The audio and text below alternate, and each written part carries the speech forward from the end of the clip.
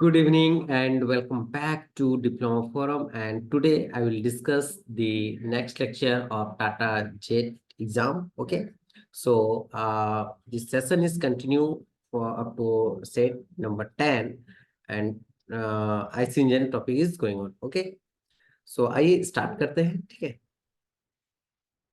तो the first question आपका है कि देखो, ये बहुत एग्जाम में पूछा जाने वाला क्वेश्चन है कि हीट इंजन यूटिलाइजेस दी. ठीक है. अब देखो, यदि आपका हीट इंजन होता है, वो आपका दो टाइप का हीट वैल्यू होता है, एक लो हीट वैल्यू और एक होता है high heat value. High heat value क्या होता है कि यदि आपके पास हाई टेम्परेचर है, T1 है, और इससे जो रिजल्ट, जो फाइनल आपने कुछ वर्क किया, और इससे जो आपका नेक्स्ट जो T2 जो निकल रहा है, वो यदि आपका नियरली एटमोस्फेरिक टेम्परेचर के बराबर यदि है, एटमोस्फेरिक टेम्परेचर के बराबर यदि आपका एग्जिट है, that is your high heat value. तो ये क्या होगा? High heat value, right. और यदि आपका एटमॉस्फेरिक टेम्परेचर के बराबर नहीं है, इससे ज्यादा है, कुछ भी है, तो वो क्या हो जाएगा? Low heat value. तो ऑब्वियसली हीट इंजन का क्या होता है? Heating value high heat value होता है.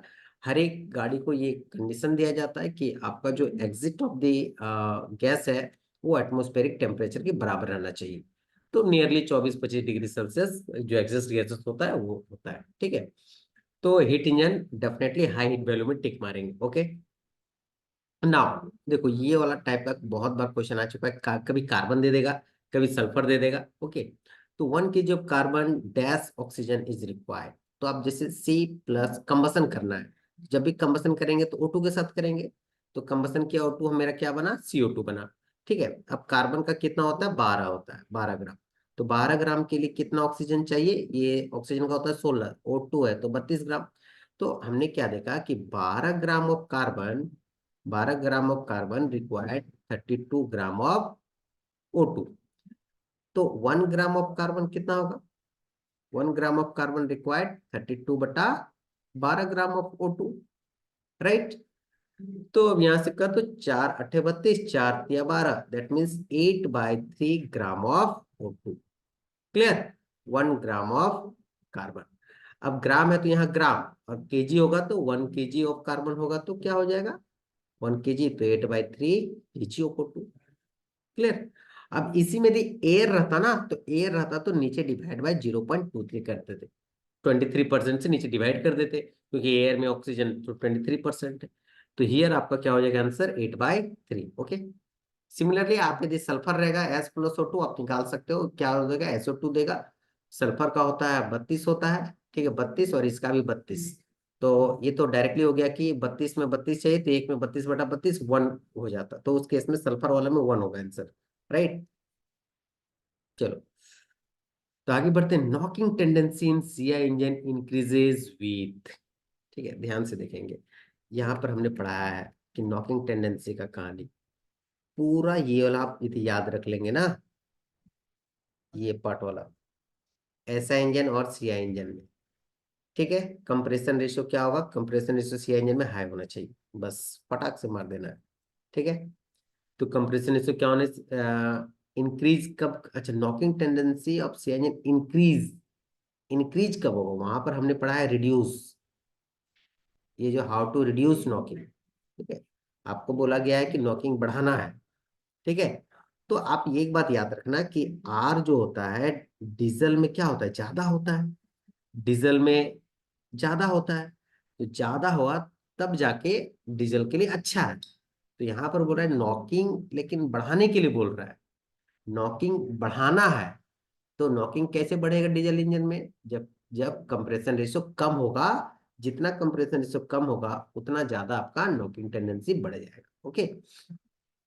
Now, the output of diesel engine can be increased without increasing the engine revolution or size of the following by. अब देखो, आपको आउटपुट बढ़ाना है, तो हमको पता है कि एक सुपर चार्जिंग नाम का कोई चीज होता है. सुपर चार्जिंग क्या होता है कि which increases the pressure with high density, जिसके कारण क्या होता है? मेरा आउटपुट थोड़ा बढ़ जाता है. ठीक है, ये हमने लिखाया हुआ है. तो answer will be your super charging. Okay. In CI engine by increasing the inlet air pressure knocking tendency. अब देखो, यदि एयर का प्रेशर मेरा बढ़ेगा, ठीक है, क्योंकि देखो ऑब्वियसली सीआई इंजन है, सीआई इंजन में हम क्या चाहते हैं कि हाई प्रेशर हो, हाई टेम्परेचर हो। तो जैसा चाहते हैं यदि वैसा मिल रहा है तो नॉकिंग अच्छा होगा, नॉकिंग कम होगा ना। तो क्या हो रहा है कि increasing the inlet air pressure, pressure को यदि बढ़ाएंगे तो मेरे लिए डीजल में तो अच्छा है, क्योंकि डीजल में हाई प्रेशर में वर्क करता है। तो जब प्रेशर बढ़ेगा तो मेरा ऑब्वियसली नॉकिंग टेंडेंसी क्या हो जाएगा, डिक्रीज हो जाएगा। Okay, which of the following governing method is used on diesel engine. तो ऑब्वियसली डीजल क्या है, क्वालिटी गवर्निंग है, पेट्रोल आपका क्वांटिटी है। द रेशियो ब्रेक पावर, अब देखो इफिशियंसी ऑफ मैकेनिकल क्या होता है, बीपी बाय आईपी। ठीक है, तो ब्रेक हॉर्स, हॉर्स पावर लिखे चाहे ब्रेक पावर लिखे, बस यूनिट के लिए हॉर्स पावर है, इसीलिए brake power by IP, that is called mechanical efficiency. Okay, which test is consider only for multi cylinder engine. अब देखो मल्टी सिलेंडर के लिए हमने पढ़ा है कि मोस्ट टेस्ट का यूज किया जाता है। ठीक है, तो सीधा क्वेश्चन दिया हुआ है direct most test. Firing order 6 cylinder का तो याद होना चाहिए 153 624, या फिर बोले हैं कि इससे 11 आप घटा दें, 100 क्या था 42, और 11 घटा देना है। ठीक है, 142, और यहाँ से क्या हो जाएगा 6, इससे 11 जोड़ देना है, 635। आई थिंक सब चीज क्लियर हो गया। हाँ, 11 घट गया, यहाँ 11 जोड़ गया। तो ये दोनों में कोई ऑप्शन देख लो, 142 है, नहीं है। ठीक है, 153624 है, हाँ ये ऑप्शन। ओके, ये दोनों दोनों ऑप्शन सही है, ये भी रहे चाहे ये भी रहे, 11 जोड़ना है, घटाना है, फिर जोड़ना है।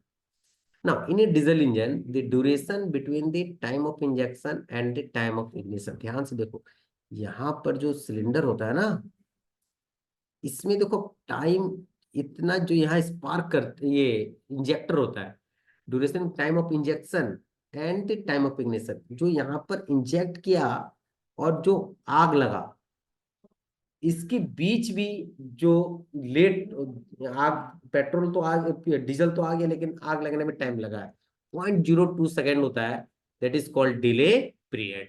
ओके, तो ये 10 क्वेश्चन आपका इस टॉपिक से है, फ्यूल एंड कंबशन, कुछ कुछ टॉपिक से हमने मिला के दिया हुआ है। ठीक है, जितने भी टाइप ऑफ क्वेश्चन करा रहे हैं सारे अलग अलग टॉपिक से है, ताकि इतना क्वेश्चन से आपका सारा एग्जाम में बढ़ जाएगा। ओके, सो थैंक यू आज का क्लास के लिए, फिर मिलते हैं नेक्स्ट क्लास में।